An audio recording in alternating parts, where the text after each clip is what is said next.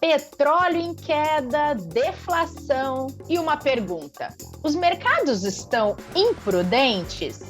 A gente vai falar sobre isso e mais sobre a agenda dessa semana no Investidor em Foco de hoje, que está começando neste 16 de agosto. E tem duas participações especiais hoje. Caio Camargo, nosso especialista em recomendação e portfólio, de volta. Tudo bem, Caio? Tudo bem, Rê, tudo certo. E a estreia do Lucas Queiroz, estrategista de renda fixa do Itaú BBA, que toda semana publica um termômetro de mercado, que quem nos acompanha já ouviu a gente falando sobre ele por aqui. Lucas, seja bem-vindo. Obrigado, Rê, obrigado aí toda a nossa audiência. Muito bom, meninos, tem bastante coisa para a gente falar para essa semana, nesse episódio de mercado. Queria começar trazendo aqui essa questão do petróleo, que começou a semana desabando quase 5%, e pedir para o Caio nos explicar por que a China tem tudo a ver com essa queda, hein, Caio? Tudo a ver mesmo, Rê. Na verdade, chegou a cair 5%, voltou um pouco, né? Foi um dia bastante complicado ali para commodities em geral, né? O Brent chegando ali próximo dos 95, o WTI, que é um outro petróleo que a gente analisa aqui também, chegou a bater os 80 e poucos, o barril também, e tudo a ver com China, né? Esse petróleo veio atingindo ali a níveis mais baixos desde janeiro, né? Principalmente em relação aos temores de uma demanda mais fraca da China, né? A gente vem falando de recessão global, né? Estados Unidos pode entrar em recessão, tá em recessão técnica. A gente até usou o termômetro aqui do Lucas umas semanas atrás para falar um pouquinho disso também. Então, a Europa seguindo e a China, como um dos motores do mundo também, não podia estar fora dessa. E acabou divulgando dados ali piores do que o esperado, né? Isso, obviamente, quando a gente vai pensar numa demanda menor, né, num crescimento menor, isso afeta, sem dúvida nenhuma, commodities, né? E, além do que, uma perspectiva também, maior oferta ali de commodities, de repente, pela Arábia Saudita e pelo próprio Irã. Isso afetou ali os preços de petróleo. Só falando um pouquinho mais da questão do crescimento da China, né? Qual foi o dado divulgado na segunda-feira, né? A China divulgou ali o crescimento econômico desacelerando inesperadamente, né? Após um pico de recuperação ali na atividade, né? Mostrando os dados oficiais de domingo ali. A produção industrial até aumentou, né? Em 3,8 ali em relação ao ano anterior, pouco abaixo do número de junho, né? Segundo o Escritório Nacional de Estatísticas chinês, mas ficou aquém do esperado, né? O mercado esperava algo em torno de 4,5, né? Assim, o que foi apurado pelos principais economistas ali. Então, vendo que a China tem até essa meta de crescimento, né?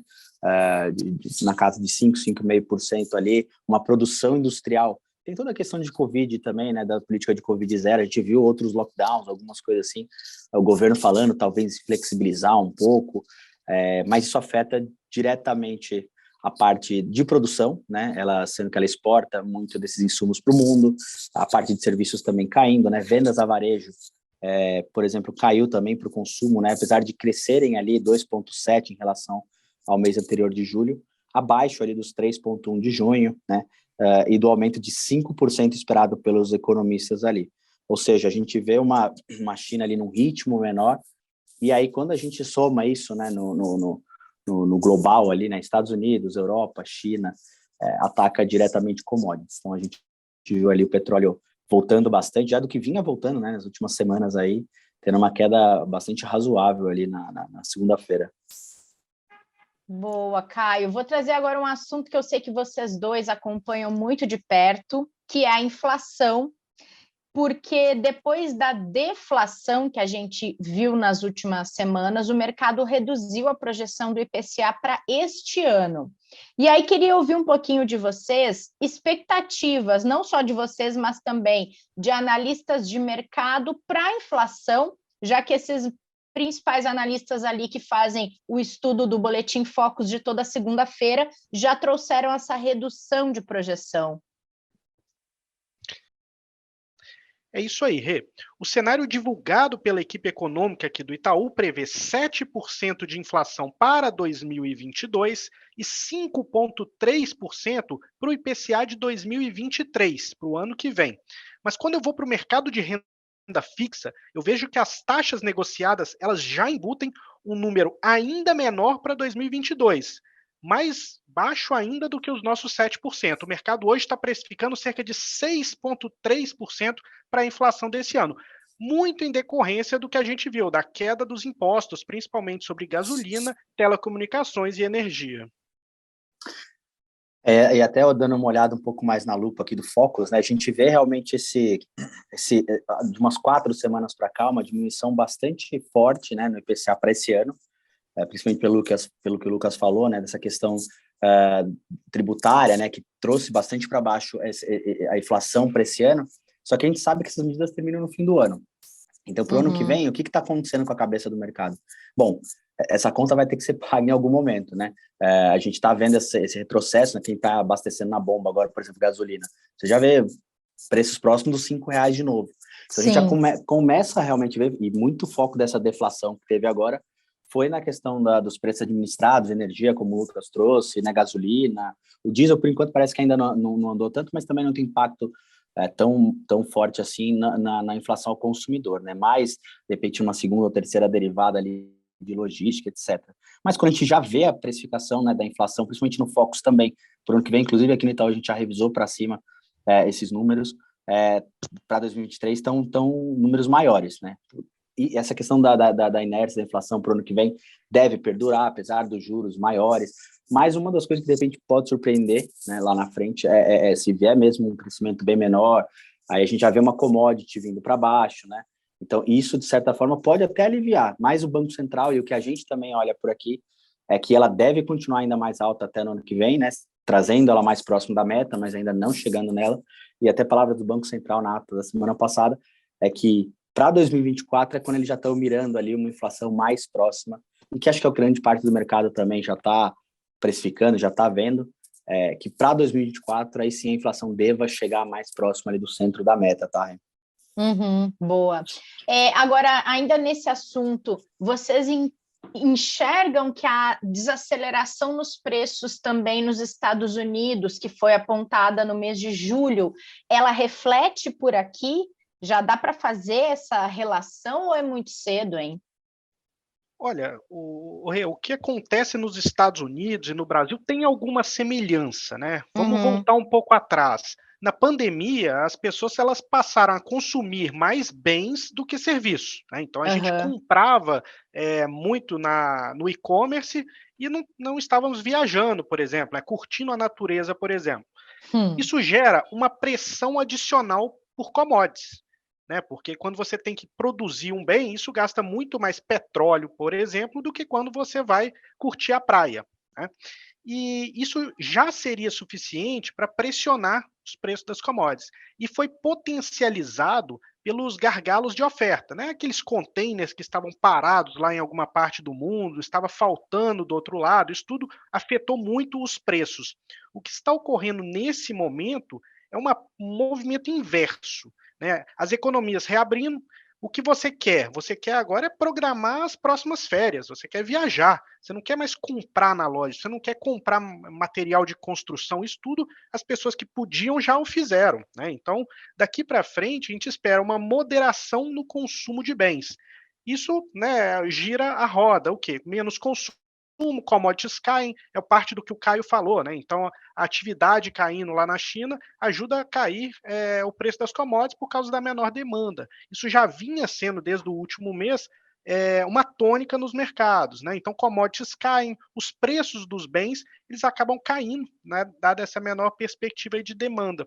E os índices de preço, tanto aqui quanto lá, eles arrefecem. Claro que aqui a gente teve um empurrãozinho aí da redução dos impostos, mas de fato a história é parecida, né? Então a gente está vendo alguma semelhança aí entre Brasil e Estados Unidos. A gente está vendo isso praticamente no mundo inteiro. Um ponto que eu chamo a atenção é que, assim como nos Estados Unidos, a nossa inflação brasileira de serviços ela está muito alta, ela está acelerando. Por enquanto, ainda não gera manchete no jornal, mas é melhor a gente ficar de olho. Esse é um bom ponto, né? Porque eu gostei dessa analogia da similaridade, né? A gente vê o produto lá sendo feito, aqui também a gente teve essa questão, né? Ficou em casa, você não sai, você não vai num parque, você não passeia, né? Então, a parte, até para você receber alguém em casa, só em último caso, quebrou um eletrodoméstico, aí você chama o cara para ver. Mas tudo você começou a fazer online, né? Antigamente você precisava ir no banco resolver alguma coisa. Não, você conseguia fazer pelo aplicativo. Então, você diminui a circulação, você diminui essa parte de serviços. Realmente, assim, uma das coisas que vem pesando bastante lá fora, quanto aqui também, né, e até ter a contraparte, que também ajuda no nosso PIB, né, a gente tem um PIB bastante voltado ali à atividade, né, bastante voltada para serviços, né, nosso serviço influencia muito o nosso produto interno também. Então, isso é o lado benigno, né, de uma escalada de preços, por exemplo, em serviços. Mas, realmente, assim, acho que não temos muito para comemorar, né, deflação, uma inflação menor do que esperado lá, na margem, bem né, estável, digamos assim, aqui a deflação, principalmente por essa questão dos tributos, né? Mas ainda, sendo bem sincero, gostaria de trazer boas notícias aqui, mas ainda não é tempo de comemorar. Podemos ficar um pouco mais aliviados, né? A coisa parece que está andando. A questão do aumento de juros aqui, a gente deve ter chegado já no fim ali, talvez mais um aumento de 0,25, mas também não é o que vai fazer aquela diferença. Mas é mais um ajuste residual ali, como o Banco Central falou, lá também num outro patamar de aumento de juros, mas também tentando ali arrefecer um pouco a inflação, o que pode ajudar, como eu falei, de repente uma desaceleração dos mercados como um todo, né? Segura um pouco essa demanda, pode segurar os preços também. Mas, de qualquer forma, né, para um lado ou para o outro, não vejo muito comemorar, né?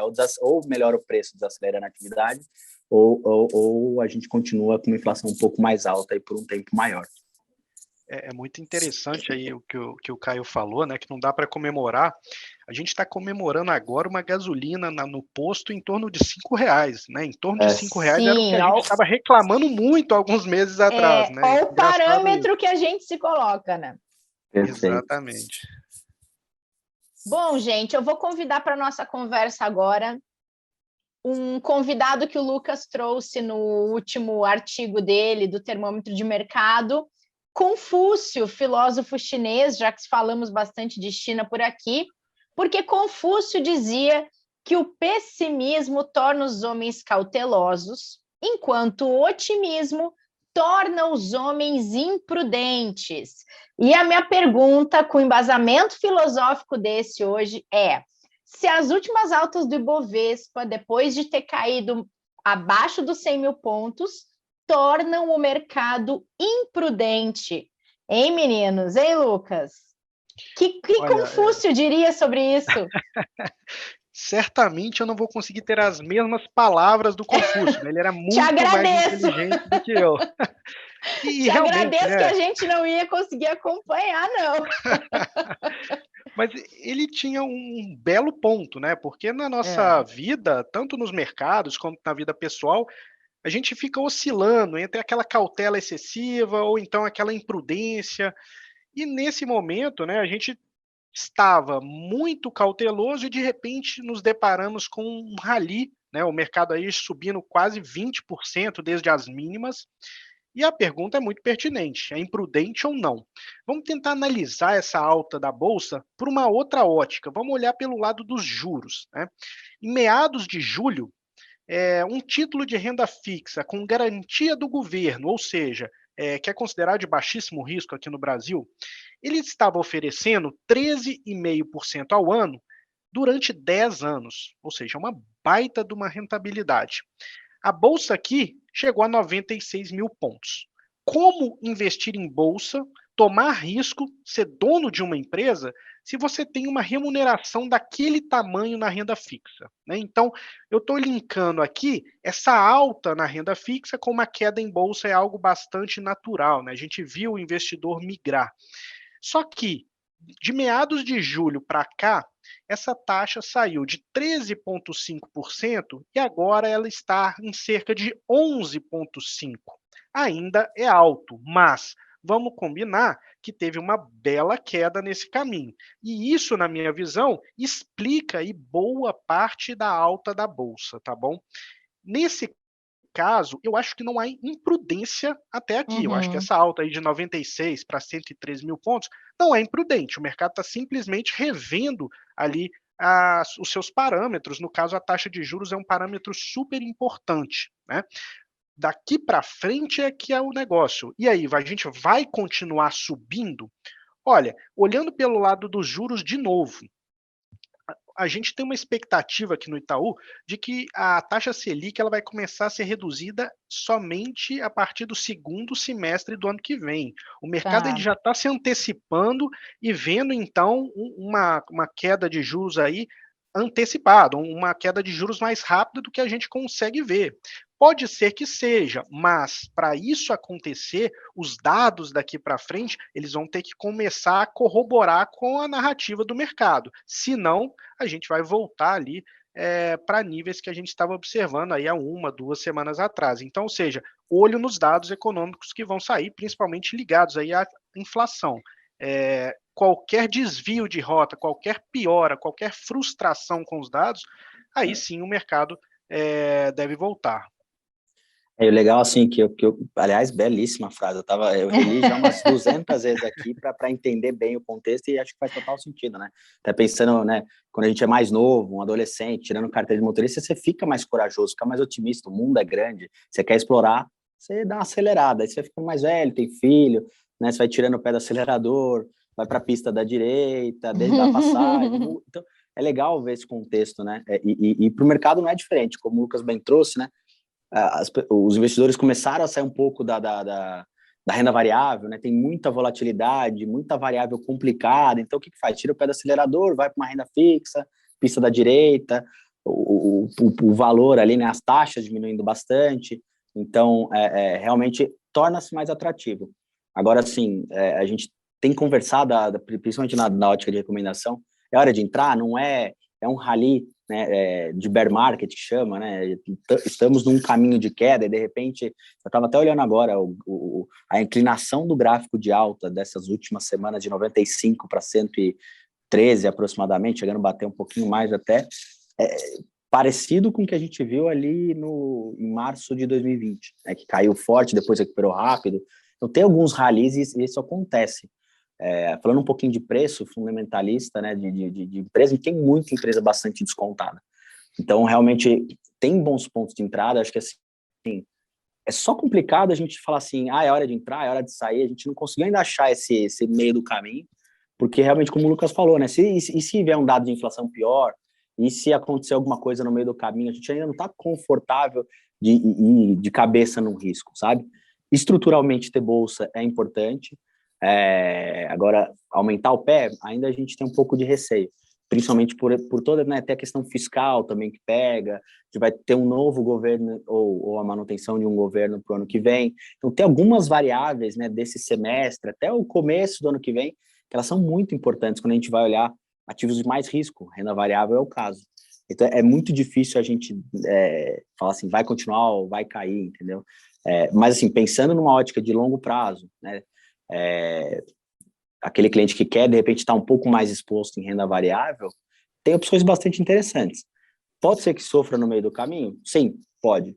Então, é importante estar muito ciente disso, estar exposto àquilo que o teu perfil recomenda. Né? Mais do que isso, por enquanto, a gente não está com esse call, tá? Legal. Eu acho que deixa eu tentar ajudar também o investidor, porque eu já vi isso com pessoas próximas e o Caio trouxe pontos aí bastante interessantes, né? O seguinte, você nunca vai saber exatamente se é o momento de colocar todo o seu patrimônio em uma classe de ativos ou na outra.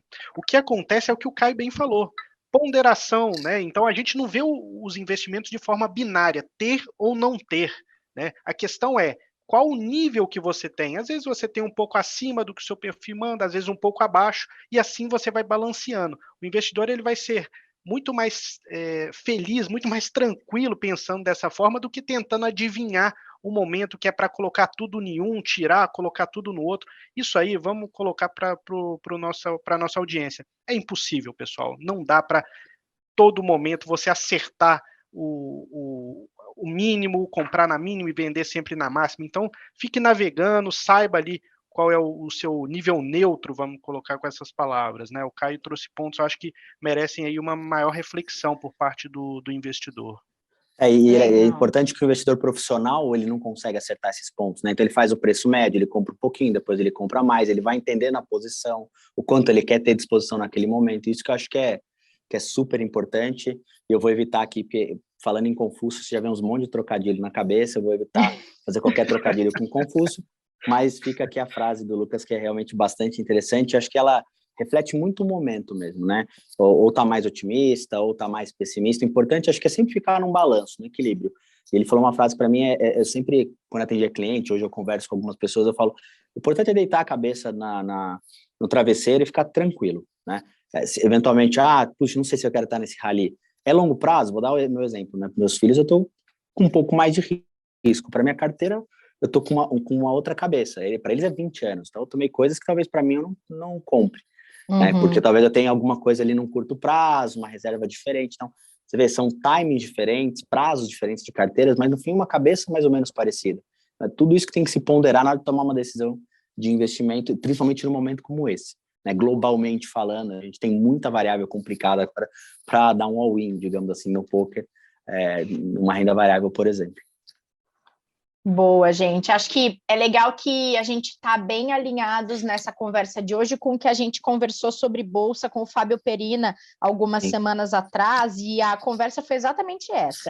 Cautela. Tudo bem que na época a bolsa estava abaixo dos 100 mil pontos, e ele dizia, mesmo que a pessoa entenda que a bolsa está barata, o momento exige cautela, porque as projeções elas ainda estão diante de volatilidade, é o ano eleitoral que naturalmente traz volatilidade, tem tantas outras coisas acontecendo, a questão mesmo da inflação que a gente falou aqui, dos juros, então acho que a gente está com uma conversa bem alinhada. E queria aproveitar só um ponto, Caio, do que você trouxe, que o Lucas reforçou, sobre a gente não embarcar de cabeça num tipo de investimento só, numa classe só, é aquela conversa que nunca é demais reforçar sobre diversificação. Aí eu queria só saber de você, para aquelas pessoas que veem o que está acontecendo com a inflação, os percentuais começam a dar uma caída, mesmo que a gente saiba que a taxa de juros deve ir até o ano que vem, mais ou menos no patamar que está. E aí quem pensa, não, vou tirar meu dinheiro de produto exposto na inflação, tem alguma mudança na recomendação nesse momento por causa disso? Ou ainda é muito cedo para falar em mudança de recomendação? Não, por hora a gente não tem estrutural, a gente tem uma parcela em inflação, ou seja, a gente está no que a gente recomenda dado a cada perfil, a gente não está nem over alocado, ou seja, um pouco mais otimista com uma performance desse ativo na nossa carteira, ou o contrário, que é o que a gente chama de under, né, menos exposto àquilo, se a gente está um pouco mais pessimista, a gente está neutro, o que manda a estrutura para cada perfil. Então, essa queda de inflação a gente já contempla em conversas, modelos, a gente está de olho, mas pensando, porque quando a gente fala de títulos atrelados à inflação, o componente não é só a inflação, ela tem um juros pré-fixado, uma parcela pré-fixada, é um híbrido ali, né? Aí quando a gente compara com pré-fixado, enfim, é dali que tira, por exemplo, essa inflação que o Lucas falou do mercado, está precificando uma inflação diferente do Focus, então, ou do que a gente está trazendo aqui. Então, dessa forma, a gente continua neutro, não está nem mais pessimista, nem mais otimista, e os nossos portfólios, eles são para longo prazo, né? Então, quando a gente olha ativos, principalmente de inflação, o que eles trazem para a gente, né? Além dessa taxa pré-fixada ali, por exemplo, é a proteção do poder de compra. Então, eventualmente, aconteceu alguma coisa, commodities, petróleo foi para $150 o barril, 200, né? Estourou uma hecatombe mundial. A inflação é para cima, então você está protegido. A gente está falando com o cenário de hoje, né? A deflação agora pode acontecer. Então, quando a gente olha para o longo prazo, a gente gosta desses papéis até para ter essa proteção inflacionária, né? Além de funcionarem muito bem na diversificação de portfólios, né? Como você coloca na balança, renda variável, inflação pré-fixado, moedas e outros ativos, os títulos de inflação ali, ativos ligados à inflação, eles entram bem nessa diversificação também. Muito bom. Bom, para a gente fechar esse papo sobre inflação, China, Confúcio e recomendação, o que tem de importante na agenda da semana, hein, Caio? Semana um pouco mais leve em termos de agenda, né? Pouco movimentada, assim. Destaques principalmente pelo início hoje, né, da campanha eleitoral. Como a Rê falou, né? A gente vai entrar num ciclo agora de bastante noticiário. Noticiário tende a mexer com os mercados também, né? Ontem a gente teve a divulgação do IBCBR, que é uma espécie de prévia, né? Como a gente, nosso PIB é trimestral, o IBCBR é mensal, então ele acaba dando um cheiro ali para os mercados de como está a atividade, né? Ele acabou subindo 0,69, acima do esperado pelo mercado, né? Um crescimento de 0,25, mas todo esse fato que a gente falou, né, de commodity, serviço vindo né, tendo uma caminhada boa em termos de preço também, né, elevando até a inflação, isso impacta o crescimento, como eu já tinha falado, então veio bem por conta disso também. A produção industrial chinesa de julho, eu já falei na outra pergunta, já foi divulgada também. Hoje temos divulgação ali de produção industrial nos Estados Unidos, também importante, para a gente entender como é que está a atividade, né? Quando a gente olha a parte industrial, de produção de bens mais a de serviços, a gente vai ter um cheiro da produção industrial ali. Quarta-feira, IGP-10 de agosto, inflação. A ata da última decisão de política monetária nos Estados Unidos, essa super importante, né? Para corroborar as últimas conversas que a gente viu ali de Jerome Powell e outros dirigentes também, né? Consolidando ali a cabeça do Banco Central americano. Prévia do PIB da zona do euro, quinta-feira, inflação ao consumidor da zona do euro de julho, e acho que esses são os principais dados numa agenda um pouco mais vazia local, lá fora alguma coisinha também, mas mais indicadores e prévias, não são aquelas semanas mais contundentes de inflação ao consumidor, taxa de juros, etc. Muito bem, gente. Obrigada pela participação de vocês, pelo papo de hoje. Lucas, obrigada por ter vindo. Volte mais vezes. Obrigado. Eu já aceito o convite, hein? Já está convidado, então. Boa semana. Obrigado, Caio. Obrigado, Lucas. Também. Prazer aí falar com você, muito bom. Obrigado pelo convite. Sempre precisarem também, a gente está aqui batendo cartão de algumas semanas. E até a próxima, pessoal. Boa semana aí para todos. Até para vocês também, meninos, e obrigada a todo mundo que acompanhou esse episódio, essa abertura de semana com a gente sobre mercados e outras questões importantes. Boa semana para todo mundo. Quinta-feira tem episódio de quinta e a gente vai falar dos desgostos financeiros, já que agosto é o mês do desgosto. Então a gente espera vocês por aqui. Até lá!